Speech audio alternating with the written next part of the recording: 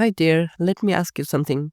Do you ever feel like your money just disappears each month and you're left wondering where did it all go? You're not alone. This is where personal finance comes in, and trust me, it's something we all need to understand. Personal finance is simply about how you manage your money, earning, saving, spending, and planning for the future. It's not just for the wealthy people or financial experts. It's for everyone, including you. By understanding it, you can take the control of your finances, avoid debt, and build a more secure future.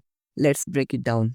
Think of personal finance like a roadmap for your money. First, you need to know where you are. How much money are you bringing in each month? This is your income, your paycheck, side gigs, or any other earnings. Next, look at where your money is going. What are your expenses? This includes your rent or groceries, gas, and even those small coffee shop visits that you can add up fast. Once you've got the big picture, the goal is to make a plan. Your budget. For example, you earn $3,000 a month and spend 2,800. You only have $200 left. That's not much. But with a budget, you might notice you are spending $150 on dining out. Cutting that in half gives you more money to save or invest. Speaking of saving, think of it as paying for your future self. Whether it's for emergencies, retirement, or big goals like buying a house, saving even a little bit regularly can make a huge difference. And don't forget about debt. Credit cards can be handy, but if you're not careful, high interest rates can cost you more in the long run. Try to pay off your credit balance each month or at least more than the minimum. Finally, investing might sound intimidating, but it's just a way to grow your money over time. Whether it's a 401k from your job or buying stocks, investing helps you to build wealth and stay ahead of inflation. So there you have it.